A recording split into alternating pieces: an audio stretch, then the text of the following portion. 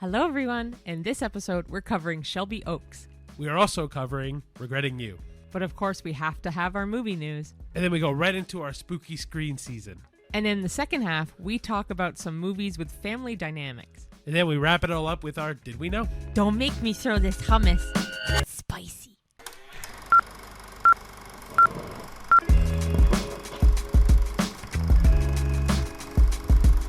Hello everybody. Hi there. And welcome to a new episode of the A-List Admission. Welcome. And for those who are new or joining us for the first time or haven't ever seen an episode and just kind of follow us on whatever Instagram thing. Those are all synonyms for the same thing, I You're guess. right, I guess so.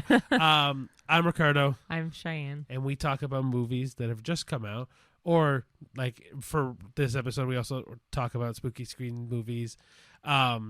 But we try to make it so that way you can go into Tuesday on the cheap night and you know what movie you're looking for. Or any night, but Tuesday's the cheap night. So. And we also like to wear our Oodies when we're filming. Yes, except Cheyenne's kind of wearing it I'm wearing it actually upside down right now. So the hood is down here because I'm really warm right now, but I'm also going to get cold because we film in our basement, which gets cold, obviously.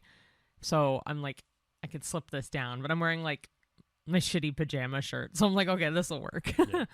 And then I'm exhausted today. Don't know why. So if I start to like sound incoherent, I'm pretty sure Cheyenne will just like nudge me. And it may not make the edit. It might make the edit if it's funny. So stay tuned, I guess. Oh, man. Guessed. Okay. Did you eat anything today? Could that be why? Yeah, I had breakfast. What'd you have?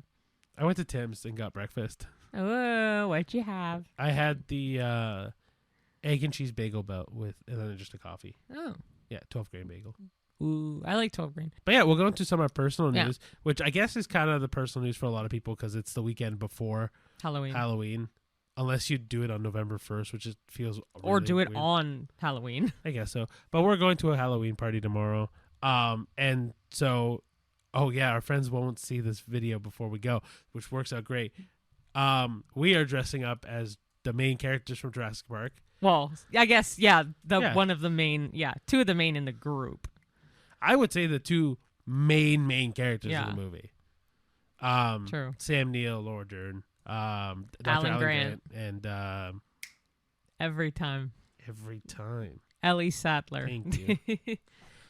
But yeah, so And actually, I'm really excited for mine because the shirt that she wears, it's the pink one. The one I found on Amazon is spot on. So yeah, I should say we're going to buy costumes. Like we actually went through a whole thing about costumes. Like at one point we were going to do Bluey and do Chili and Bandit. But And the costumes are either really not well done or the ones that are well done are very expensive for a one-time use. Because we were going to get like onesie jumpsuit types of things. I know I would not wear that. Because it's probably so made for a costume that it wouldn't be comfortable wearing it Right. as an everyday. And so, yeah, so for us, it was $70 Canadian. I think it was more than that. No, Yeah. it was $70 Canadian. I thought it was way more. Yeah, it was. I thought it was like 80 or 90. Essentially, but- we'd spend $140 Canadian plus tax, or I guess that's roughly around 110, 100 American in that range, which is expensive. Like especially in. I think it was still more. I'm pretty sure it was $70, but I could be wrong. Either then- way, we found this. Yeah. Well, then we went through different versions of different characters. I think what was the other one? We talked about Corpse Bride. We talked about Addams Family again. We talked about SpongeBob at one point. We talked about I Love Lucy and then we just we're like, okay, what if we do one? How can we deconstruct one where we just order everything on Amazon or Walmart or whatever? And Jurassic Park, the main characters have a very generic clothing that added together give a very iconic look. So it fit very well, I thought. Mm-hmm. Yeah, and then hopefully it's comfortable enough that we can last an evening and not either be too hot or too cold. Yep. Yeah. But yeah, I guess that's our personal news. Happy Halloween. Or I guess not yet, but like when this comes out, I hope you will have a happy Halloween. Yeah, happy Halloween. The next time we record, I think will be on Halloween. Yeah, thereabouts. Yeah. Yeah. So, but yeah. Hopefully everyone is safe and gonna have fun, and hopefully the weather's not absolute dog shit, where it's raining or it's freezing or whatever. But yeah, no. Hopefully all of your parties are fun. Hopefully, Halloween ends up being very good. Yeah. And next week we'll talk about. I'm honestly thinking next week we'll talk about just horror movies, like for the second half. Yeah. Because we'll be recording it on Halloween, but or even the day before, because there's not many movies coming out next week. we'll talk about it. But yeah, maybe we'll just talk all Halloween movies for the second half and just go on like a review bonanza kind of thing.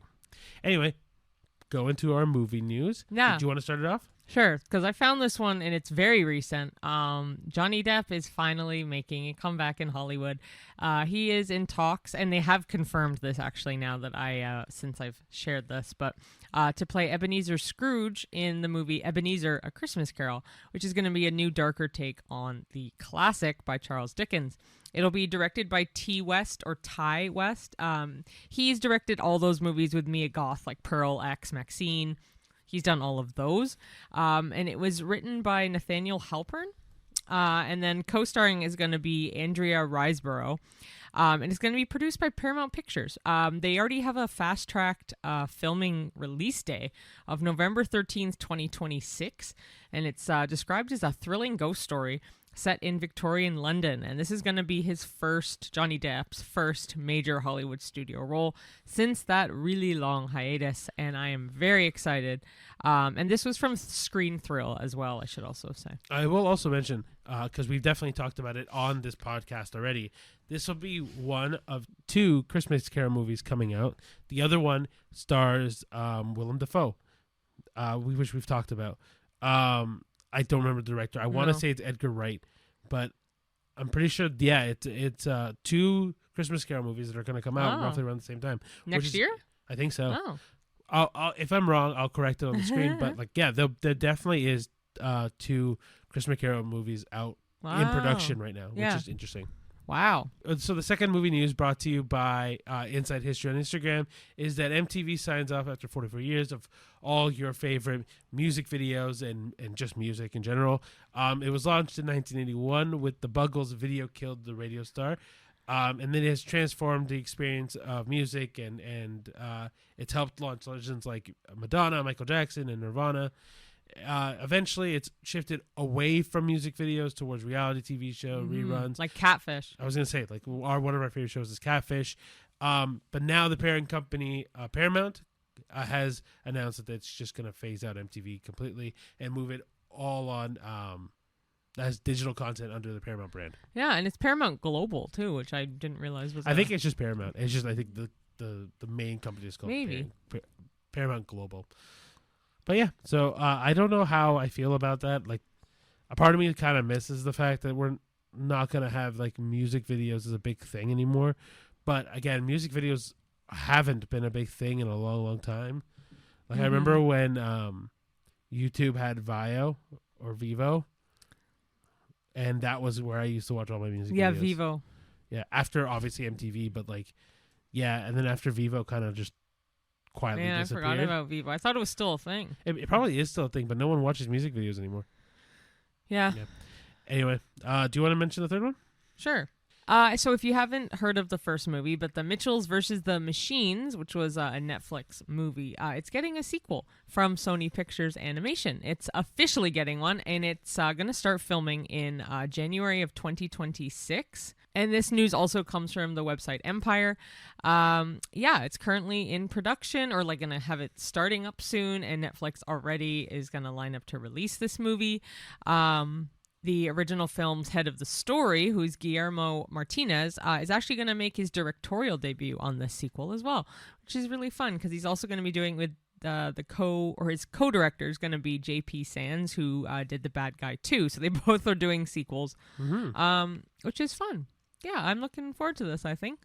Yeah, and then Phil Lord and Chris Miller will also be doing the production stuff for this. And also, if it's any animation thing like K-pop Demon Hunters, who Sony also did, I think they're on a really good track right now to crush it with animated movies on Netflix.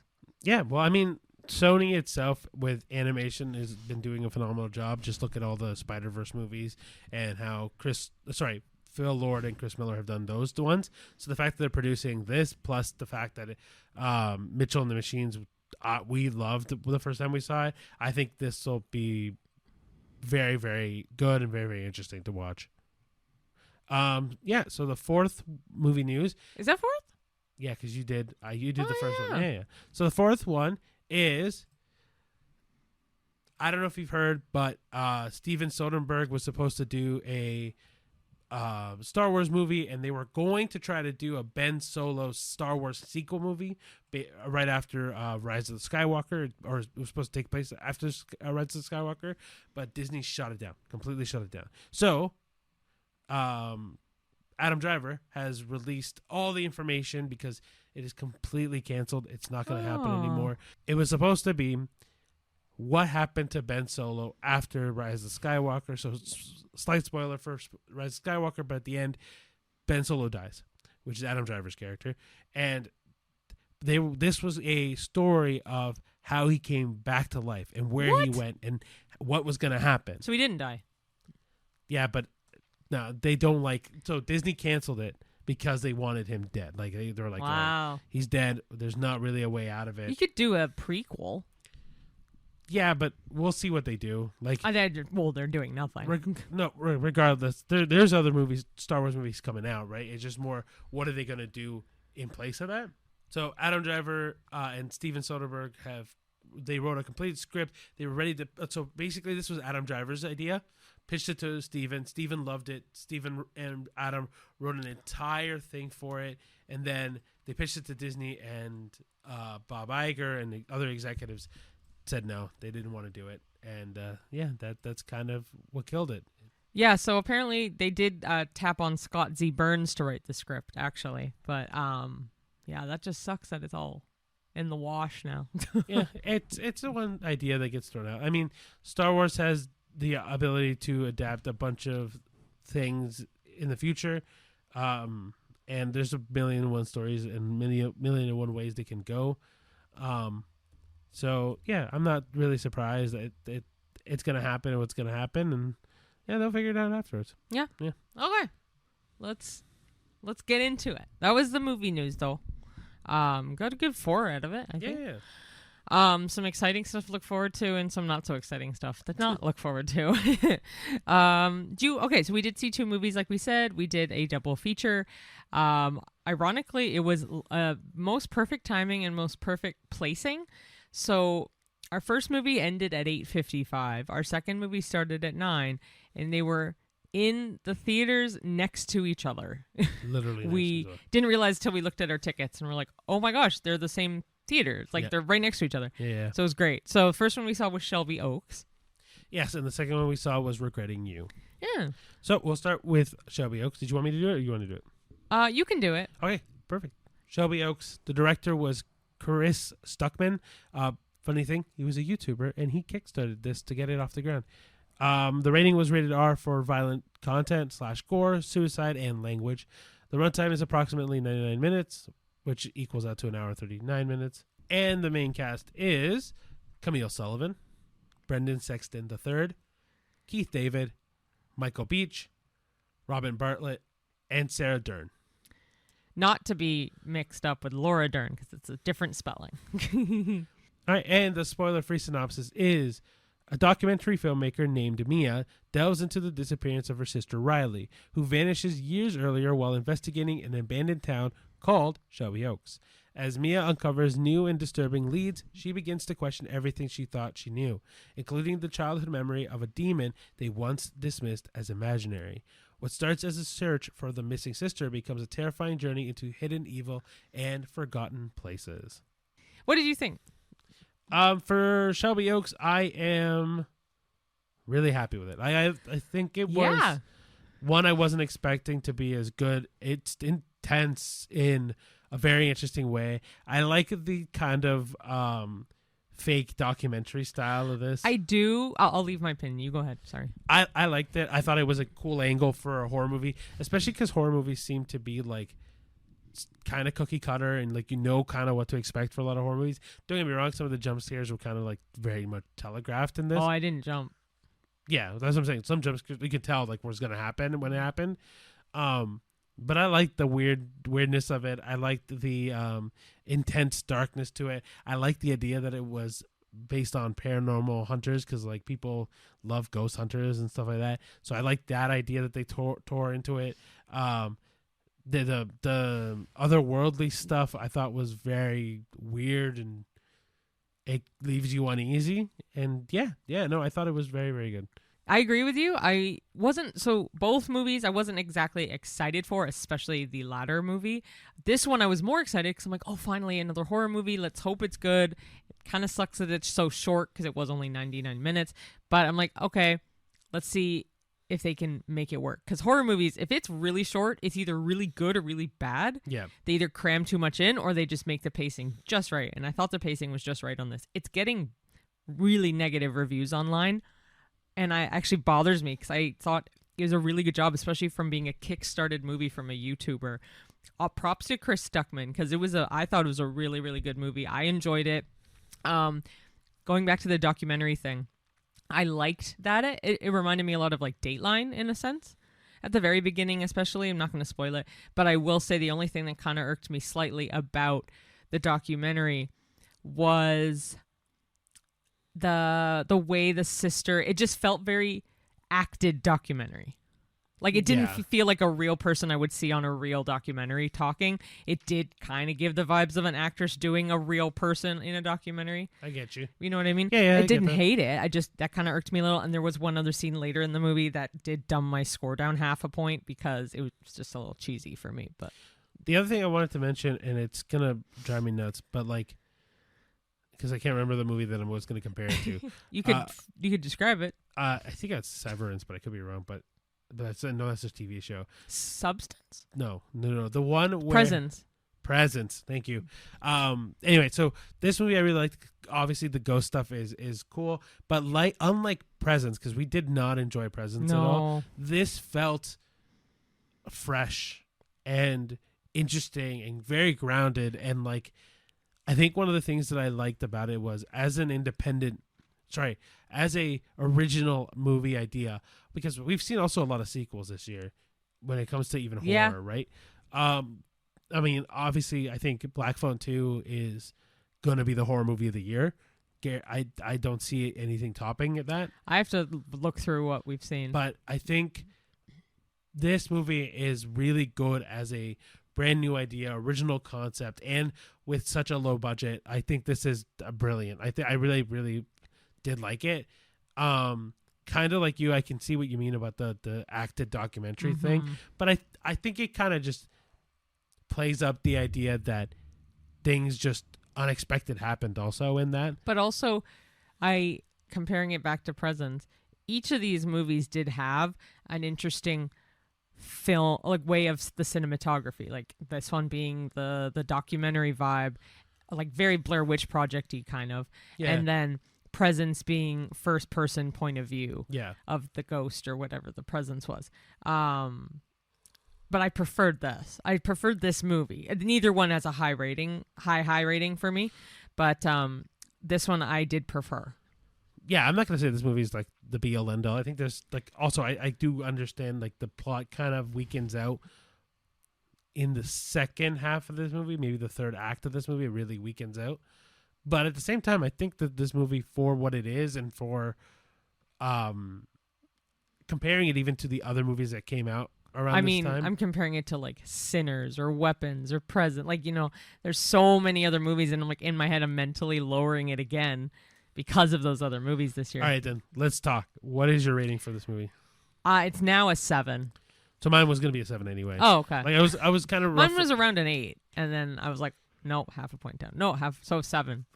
I was originally going 6.5, but I'm like, no. This movie was enjoyable, like fairly enjoyable. Like I think, there's definitely going to be some flaws to it, but one, for the first time, for Chris Stuckman, and also for this to be like not a traditional roots thing for the director.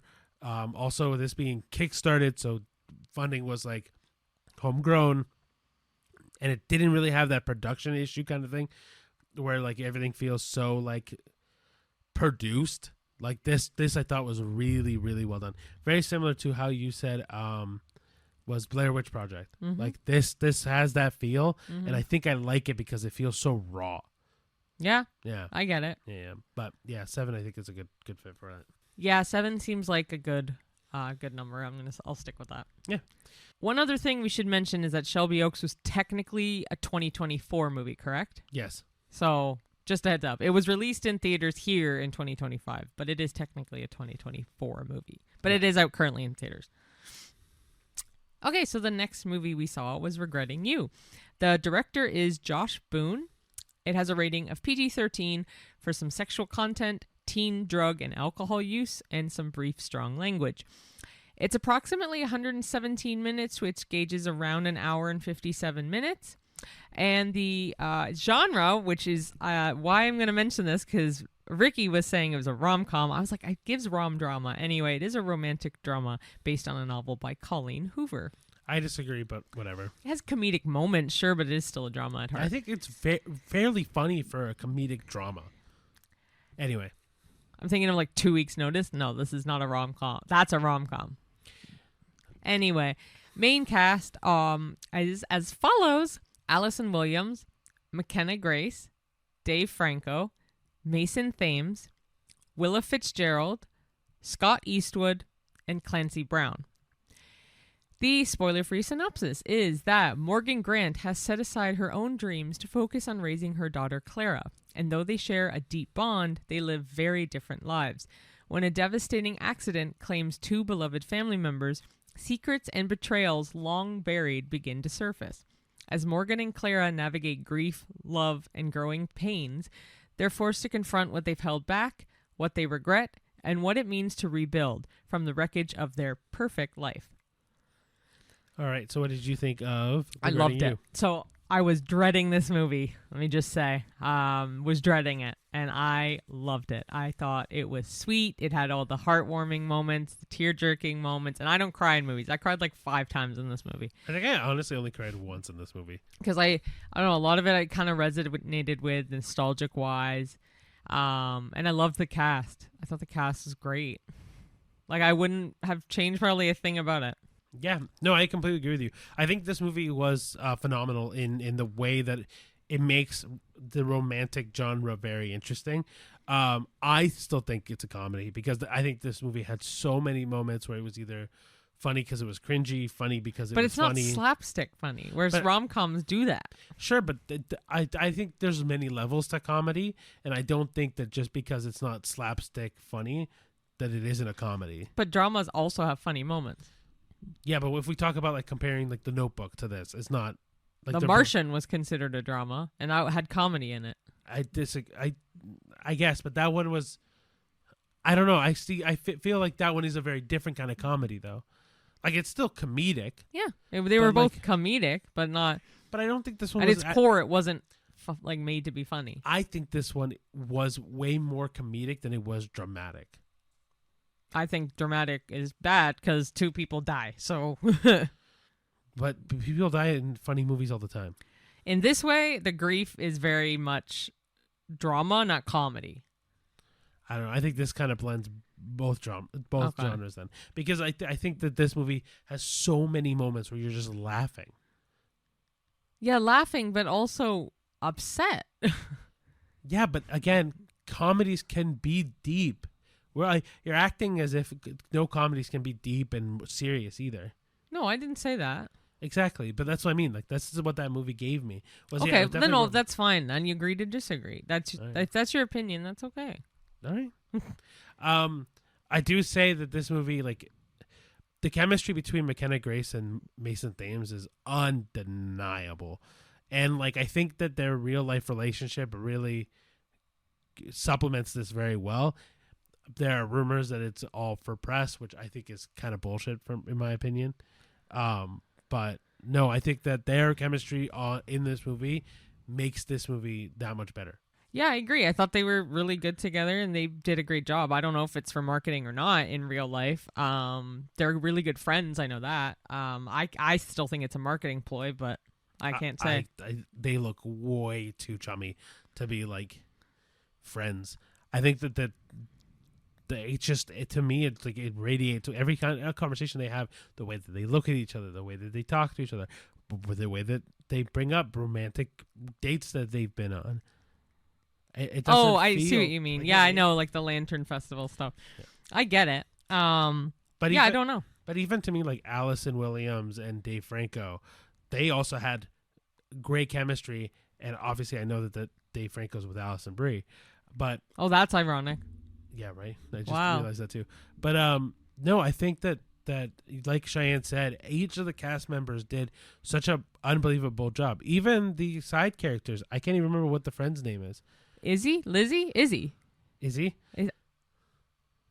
No, I don't know. No. Doesn't matter.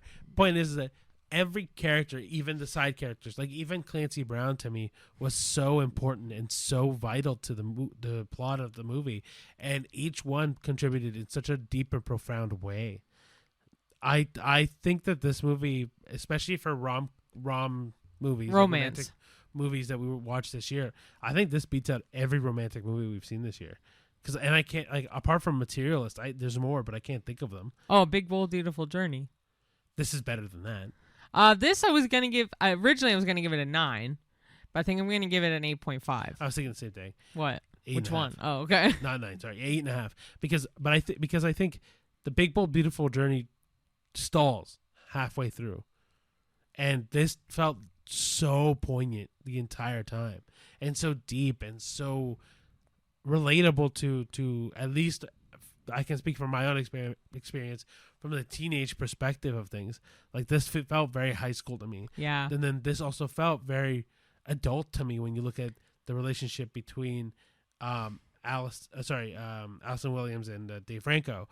And I think it relates to multiple generations at the same time, which I think is what makes this movie so powerful. Yeah. Yeah, I think this movie is brilliant. 8.5, I think is a good. Yeah, good point I'm for it. very happy with both movies. Honestly, you'd have no problem seeing either one, I think. Yeah, and I mean, we also know that there's other movies that are out. I don't think we even mentioned this, but After the Hunt was one we were going to watch, but we spaced it out a little bit because next week I think there's only one movie. That's what you did mention. So there's only one movie coming out next week. So we were like, to kind of even it out. After the Hunt, we'll see early next week, and then we'll put it into next week's episode. But yeah, so if between these two movies, if you're looking for a good movie, it really depends on what kind of mood you're in. The genre. Yeah, like if you're wanting to keep it spooky because it's Halloween, Shelby Oaks is a really good horror movie. We both really recommend it. If you want to just kind of take a step back and do something a little bit, I would say lighthearted, but it's not really that lighthearted. Regretting You is also really, really well done. But yeah, now we'll go into our spooky screen season. Yeah, so one of the two movies we're going to talk about, we actually watched 2 weeks ago. 2 weeks ago, I want to say, and we completely forgot that we did not put it in the podcast, so we're going to do it now. Do you mind if I do this one? Absolutely. Okay, so I don't mind. First one is ParaNorman from 2012. The directors were Sam Fell and Chris Butler. Had a rating of PG for scary action and images, thematic elements, some rude humor, and language. Also, the quote for this episode was from this movie, if you did not know. The runtime is approximately 92 minutes. The main cast includes Cody Smith-McPhee, Tucker Albrizi, Anna Kendrick, Casey Affleck, Christopher Mintz-Plasse, Leslie Mann, Jeff Garlin, and John Goodman. And the spoiler-free synopsis is, in the eerie town of Blythe Hollow, young Norman Babcock can see and speak with the dead, something no one else believes. When a centuries-old witch's curse resurfaces and zombies rise from their graves, Norman must rally his misfit classmates and muster his courage to save his town from supernatural chaos. Along the way, he discovers that being different might be his greatest strength. All right, ParaNorman. I love this movie. I think it's quintessential Halloween movie. Like, I don't think there's a better... there's one movie I'm going to rate better than this, but I think this, to me, like, I know we're going to get our ratings later, but, like, this is a 9.5 out of 10 to me. Like, I love this movie from beginning to end. I love The Best Friend. I will... So, I have an issue with Chowder from Monster House. I have no issue with Neil in this. I fucking they're love not boobs, Neil. they're pectorals. Ow, my boobs. Yeah. But like this movie, yeah. So right off the bat, quotable. The animation's unbelievably I love this well animation done. style. The story is so captivating and amazing. The cast is also incredible, and I think that this movie also is very relatable for the weirdos, like people who grew up and they thought, "Oh, I'm different than everyone else. This is a perfect movie for you." And then obviously it gets you into that creepy Halloweeny vibe. And then I don't know, this movie's just so fun. I'd agree. I think I will give it a 9.5. I've cherished this movie for years, next to Monster House and Coraline. But like, I love this movie. Like, I'd easily get a tattoo for this movie because it's just one, so relatable, but it's just so cute and a really good story, and it's very real because he's a bullied kid and he's getting even like bullied by his dad because his dad also kind of doesn't believe it, just thinks he's got issues essentially. Yeah. I don't think they mentioned the grandmother in the cast, which is Elaine Stritch. She's a really, really famous actress, very well-renowned actress. And she was super cute as the grandmother as well in it. I agree. I think this movie, like, they're even re-releasing this movie. I think it's, how old is that now? 13 years old now? I think they already did release it, but it never came here, unfortunately. No, but they also released a new short for it, which me and Cheyenne have not seen. Oh, yeah. Which we got to find somewhere. And then the other thing is, like, this movie, I think, like, this is Laika, right? That did this? Yeah. Yeah. Yeah. Yeah. So, to me, Laika, anything Laika does, mind you, the only one we haven't seen is the... Yeah, we did. Kubo and the Three Strings, No, we did. the other one with Hugh Jackman. The Missing Link. Thank you. That is the only one we haven't seen by them. But every other movie is a top tier movie, especially in animation. And Coraline's one of my all-time favorites. See this, so that was what I was gonna say. This movie for me beats out Coraline. They're kind of on par for me. I love this movie. To me, this one is more relatable to me. Yeah, than you Coraline. usually relate more to like when the main character is a boy, though. Well, ironically, yeah, sure. But like to me, I just like the misfit part of it. Like, I think I relate more to Norman because of the fact that he's so oddball and weird and kooky, whereas Coraline is just a normal girl that gets caught up in a weird situation. Yeah, I guess so. You know what I mean? Yeah.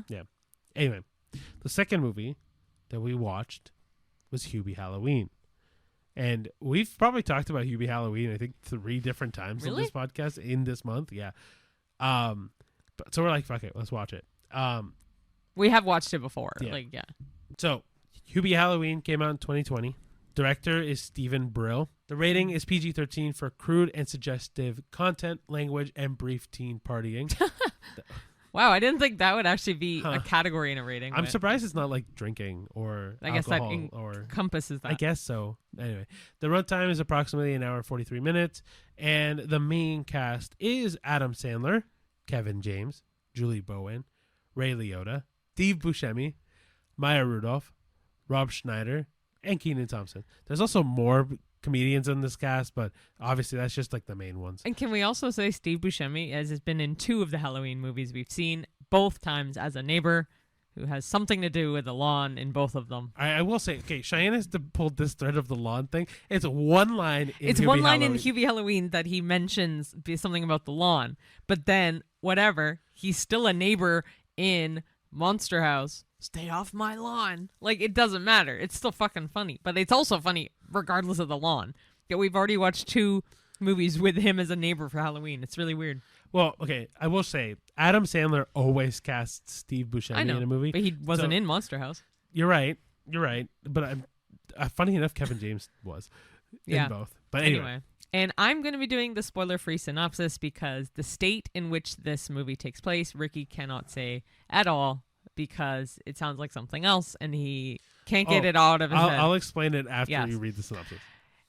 In the historic town of Salem, Massachusetts, an eccentric volunteer Halloween helper, Hubie Dubois, works each October 31st to ensure the festivities run smoothly, despite being mocked and belittled by many in his own community. But this Halloween, something more sinister lurks, a new mysterious neighbor, an escaped convict, and unexplained disappearances.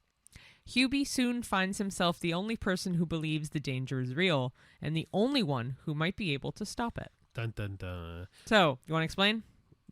Okay, so Sorry to all the parents because they're gonna hear me swear more times. Well, more we now. do anyway. I know, but I can't say Massachusetts. Nope. Okay, I can only say because of fucking high school me. I can only say massive two shits, and so I can't say What is it? Massachusetts. Massachusetts. There you go. Yeah. That's how I say it. Just because I don't want to say shits for whatever reason in it. Oh no! Every time I look at that word, it's immediately my brain goes, "Oh, massive two shits," and it's not that. And I volunteered to help Ricky. Oh, sorry, with the synopsis. There was no way I was going to get through it. Anyway, it's cute. Hubie Halloween is an Adam Sandler movie. It's an Adam Sandler movie at heart, always. And it's got a great cast. Very, like you said too, very typical cast that are in a lot of his other movies, and a couple ones that haven't been yet. Yeah, like Kenan Thompson, I don't think has been in. Or Maya Rudolph. Maya Rudolph maybe has been in one, but I can't think of one off the top of my head. But you're right. And a couple SNL cast. Like it's a really fun movie. Yeah, but as soon as I see an Adam Sandler movie, there's three people I immediately think they're going to be in it. Rob Schneider, Kevin James, and Steve Buscemi. Like every time. And his wife and his kids. Adam Sandler's. His kids are a newer addition. Yeah, but that Adam Sandler, his wife for sure. Like I think of Paul Blart Mall Cop. I think of Kevin James, and I think of Adam Sandler's wife. Well, then I think of Grown Ups, and then I think of Happy Gilmore. And do you want to mention the Cameron Boyce thing? But at the end of Hubie Halloween, there is an in memoriam for Cameron Boyce. Yeah, so Cameron Boyce plays Adam Sandler's son in, especially in Grown Ups is what I can first remember him being. But I'm pretty sure this is accurate. But Adam Sandler has said that he won't cast another son because of the passing of Cameron Boyce. And so in Happy Gilmore 2, there's actually a little picture frame of Cameron Boyce in honor of him. Oh, was he in Happy Gilmore then? Yeah. Oh, that's the one you're thinking of then. Because you said you thought he was in something else. No. Yeah, I know. Grown Ups is the first time I've seen it. But like, yeah, so I think that I'm pretty sure Adam Sandler said he's not going to cast another son simply because the passing of Cameron Boyce was very close to him and very touching to him, and so he didn't want to stay in that memory. And yeah, so at the end of this movie, that little in memoriam, honestly, is just so sad. Yeah. Yeah, his death is it's so sad. Like one of the saddest deaths, especially because it was like essentially natural causes, but like it was seizures, right? Seizures, yeah. It's just way too young. What, 18, I think, or way too young, and he has way too much of a career left. And it's like the other one, the one we really liked, who died getting crushed by his car. Oh, Anton Elsick or something like that. Yeah, the one who was in Star Trek. Yeah. Yeah, like, but I mean, there's so many people that pass away way too young. Like, yeah, the one that always, like, I remember actively like bawling my eyes out was when Chadwick Boseman passed. Oh my gosh, I couldn't believe it. And I was the one who told you, actually, because I saw it on my phone, and I was just shocked. Yeah. Yeah, we've talked about I think me and China might have mentioned something about it, but there's some actors that have passed away that it's just like really hit us hard. Well, Robin Williams. Oh, that one. I remember where I was. I remember my reaction. I remember when Michael Jackson died. For me, that was hard. But it's how these people make such an impact on us, and we don't know them, but we know their characters. We know how much we love those characters, and we love those people because they provide us entertainment. But even also the human side of it, where it's like, at least from what we can do, what the media shows us and what online shows us, is these people are phenomenal people. Like, right? Like, Robin Williams, I don't think will ever be known as anything but a phenomenal human being. Yeah. Same with Chadwick Boseman and Cameron Boyce was. I don't know a whole lot about his personal life, but I can't imagine with one, the smile that he has, and two, like just the positive energy that I've always seen him in. He seemed like such a beautiful soul. Like, yeah. Anyway, back to. Well, I mean, it's not going to get much brighter, let's just say, after this, but no, it won't be. What rating do you give this? I mean, for me, it's like a 6.5. I was kind of going to go with 6. Yeah. This movie isn't great or like it's borderline good.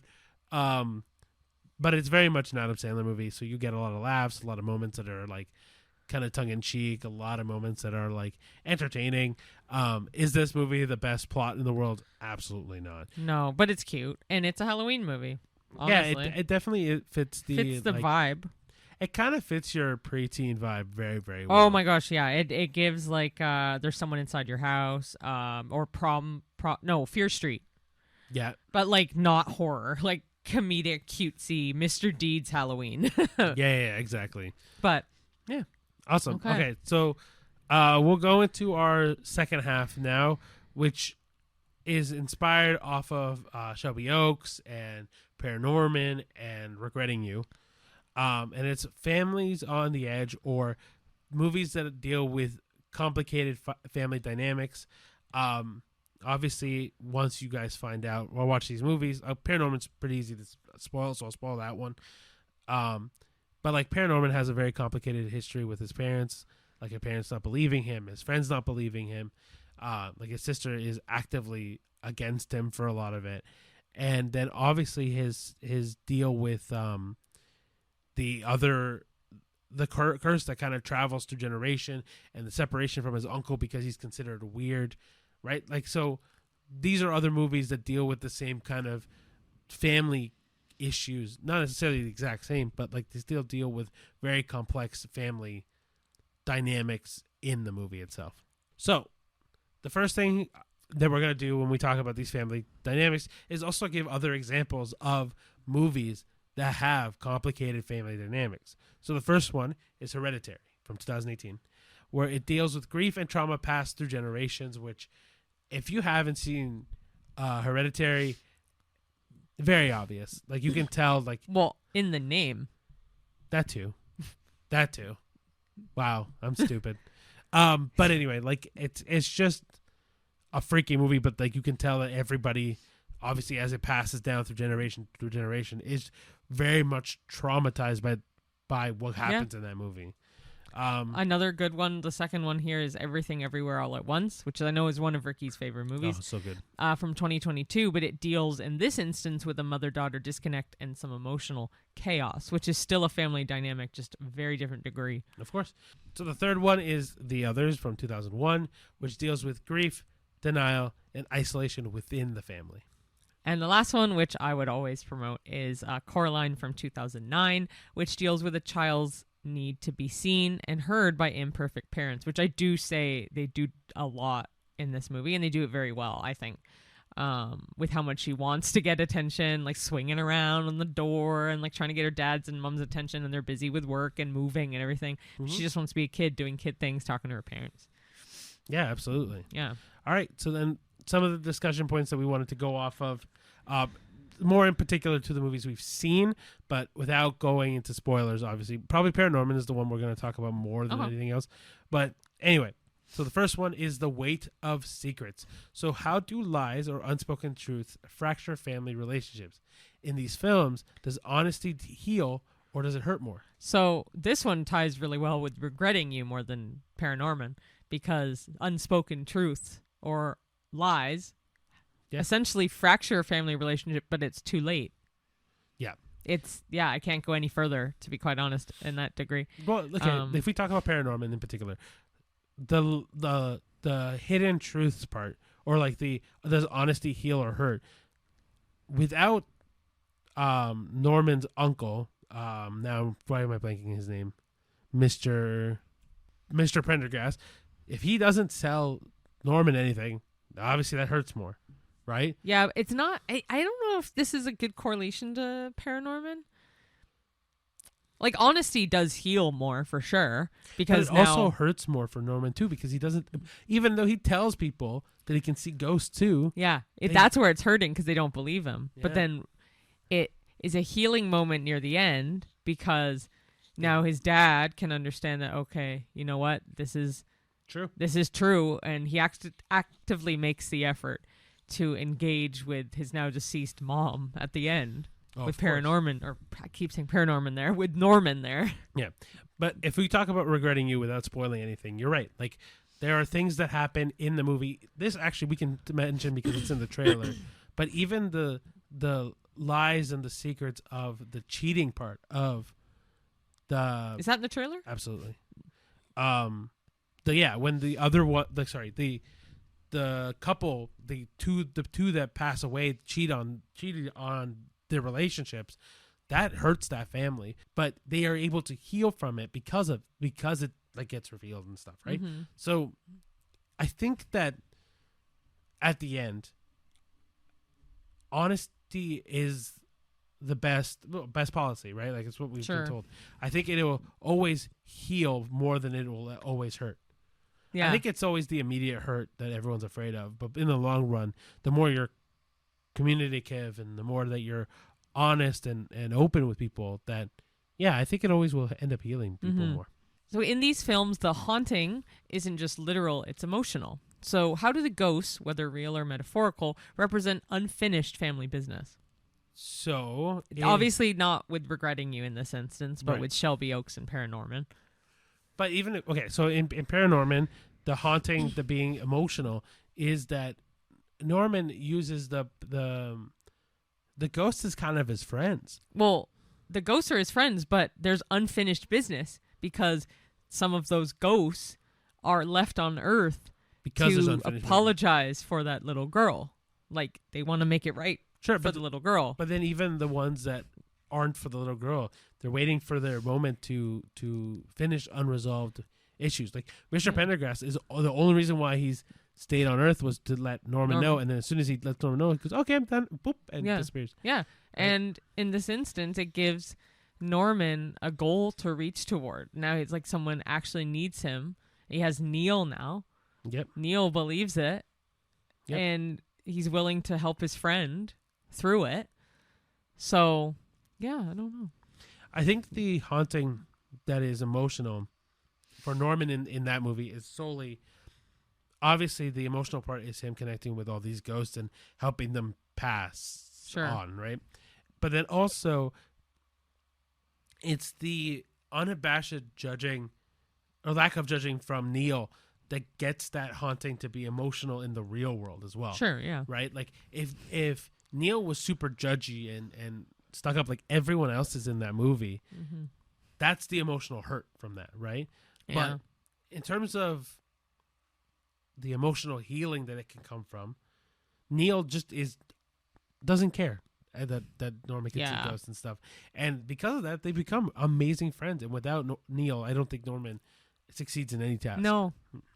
What shows in friendship then, too. Yeah. All right, and then the third and last one is love versus obligation. When does a family's loyalty become a burden? And are you supposed to love your family no matter what, or do these stories challenge that idea? They definitely challenge that idea because, well, in ParaNorman, the dad is kind of like upset that Norman is a freak. And I think Norman does say he hates his dad. Like, I hate you, right to his face. And in that instance, you won't love him. He's ashamed of his son. Yeah. How could you love a family member like that? And I'm very big on, like, if you do wrong, I'm a petty person when it comes to holding grudges. Or I can be. I've been better. But I will say family loyalty is a burden in real life for sure. In the real world, I mean. But in Regretting You, it is a slight burden for Jonah, so Dave Franco's character, when, not spoiling it, as you know, they got cheated on, Dave Franco and Allison Williams characters, but it's a burden because he wants to tell Clara, and Allison Williams, who's Morgan, doesn't. So I feel like there's burden there because he wants to be loyal to Clara, and she wants to be loyal by not telling her because she didn't want the after effects of her now dad's death to be crushed at the fact that he was cheating on her mother. Okay. To combat the ParaNorman idea one, so yes, the dad is really nasty at the beginning, but it's because the dad doesn't understand, right? And doesn't believe and doesn't, right? But as soon as through the events of the movie, Norman shows that his dad, that he is, what he says is real and it's true and he's not lying and he has been lying. The dad can be an asshole and be like, just well, you're weird and I don't want to be with you. And like, you know what I mean? But the dad takes a moment, understands it, and then becomes very loving and caring and actually is willing to help Norman through things, right? Like by the end of the movie, the dad has a 180. He isn't like, don't get me wrong, he's not like a hug him tight kind of dad anyway. He's more just like a standoffish kind of person anyway. Yeah. But the dad has accepted Norman for who he is. And every time, and the dad at the end of the movie goes, all right, where is grandma? And then like it's accepting of it. It isn't putting up with it. Right? Like he's just, he understands. Which is rare though, because I feel like in families in real life, like there's people in my family, an extended family I don't like. I'm not going to be loyal to them. I don't know. Like I think people think there's too much obligation with family, and that's not fair. I think the family loyalty thing becoming a burden is when family does you wrong and doesn't have your best interest at heart. But if they're willing to learn, I don't think it's a burden. If they're willing to adapt. Very rarely do family members want to learn. I disagree. I think that every human being on this planet has an ability to learn and grow and True. And adapt, I mean, it might right? depend more on the culture. It might be stronger in other cultures than others. I think it just depends on the person. Like, because I've as you know, I've dealt with family members that are unmoving and truly a burden on my family, and mine too. Like, I'm not saying right, but like, I think that there's enough family members that aren't like that shows me that family loyalty absolutely can be a burden. But there's also a lot of family members that I know that aren't a burden. You also have a lot more family members. True, yeah. Hispanic culture, it's a lot more people. Yeah, but like I've said though, like with all the family members I have, most of them aren't a burden. Like I think that there's a lot of them that are like, sure, they need help, but needing help and being a burden, I think, are two different things, right? Like to me, there's only one person I can think of that is more of a burden. Yeah. Than anybody else, right? Like everyone else in my family, sure, do they need help? Absolutely. And like, I'll be honest with you, I love my grandma, and she needs help, right? Like like physical help, oh. or like even just to be the person to sit and talk to her, right? Like that to me isn't a burden, but like it is. No, I just also lack patience, and Fair. I think that's for me what makes family loyalty a burden as well, is because if you can't have the patience, like I don't have the patience, then I shouldn't have to be obligated to be so loyal to someone. If they can't give me, I'm also tit for tat. Like if you can't give me the time of day, I'm not going to give you the time of day. That's fair. Or if you do give me the time of day and I'm not in the mood for it, don't talk to me.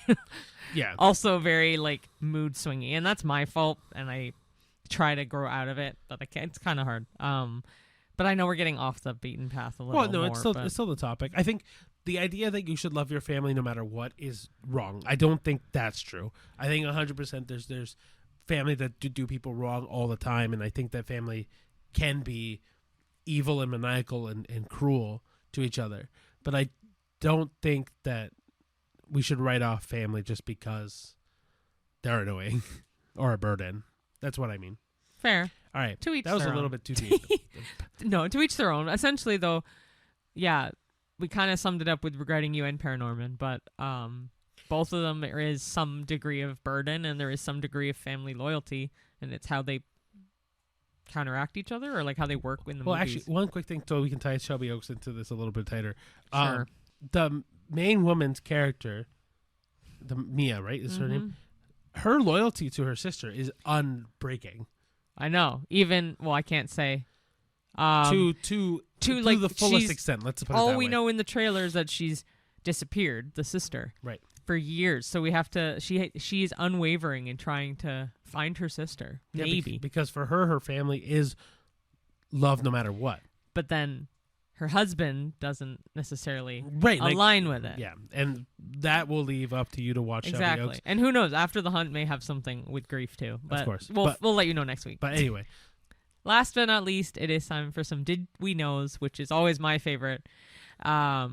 So I think there's a few movies on here. So do you want to do one full movie each kind of thing? Yeah, let's do that. What movie do you want to do? Definitely well, actually, you like it so much. You do the first one. No, you do it. So we're going to do like a rapid fire version. Why don't you go first? Because the first one I know you love and I do too, but the second one I love more than you. Yeah. So. Okay, whatever. Fuck it. All right. Let's go. Okay. So, ParaNorman of 2012. The movie took over 2 years just to animate, with more than 200,000 unique facial expressions used for Norman alone. Did we know? Yes. I didn't know. I've watched it behind the scenes I didn't for know it was the movie. 200,000. Yeah, to watch it done is so cool. All right. It was the first stop-motion film to use a 3D color printer for the faces, giving the characters their expressive detail. Did we know? No. No, I did not know That's that. really cool. That is really cool. Director Chris Butler actually based the story on feeling like an outsider kid who loved horror movies. Did we know? No, but I could see that. Absolutely. it's this whole movie is exactly that. Yeah. 100%. Leica built over 60 unique sets, including tiny working light fixtures and fully functional mini TVs. Did we know? Wow. No. Fully functional mini TVs. That's insane. That's actually really cool because it blends the idea of motion and stop motion because all at the in same it time. The first thing you see is the horror movie and she's like screaming and the zombie's taking forever to get over. That's actually really fucking cool. All right, and the last one was it was nominated for an Oscar for Best Animated Feature but lost to Brave. Did we know? Yes, but I couldn't remember when and who it lost to. I'm going to say no because I didn't watch the Oscars as intently as Cheyenne did. All right, next is Coraline from 2009. The entire film took 4 years to make, every frame handcrafted through stop motion. Did we know? Yes.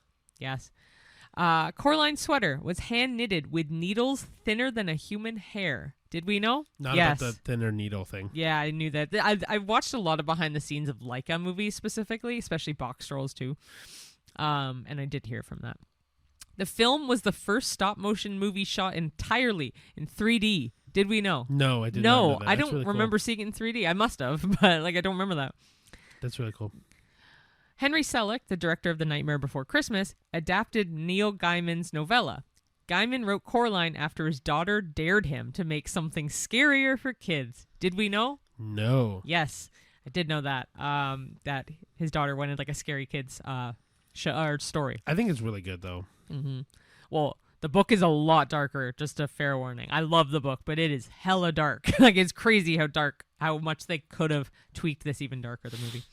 And lastly, the crew made over 15,000 facial parts to capture Coraline's emotions. Did we know? No. I did, but that seems like way less than Norman. It is way less than Norman. That's crazy, eh? All right, so the third movie is Everything Everywhere All at Once from 2022. Film's multiverse visual effects were made by a 5-person team using mostly Adobe After Effects. No big VFX studio. Did we know? No, I did not know that. Oh, I actually did know this one. This one I did know. Really? Yeah, 100%. How? It was a big marketing thing when the movie was coming out. Michelle Yeoh's role was originally written for Jackie Chan until the Daniels flipped the gender and made her the lead. Did we know? No. No. That's really cool. I really like that.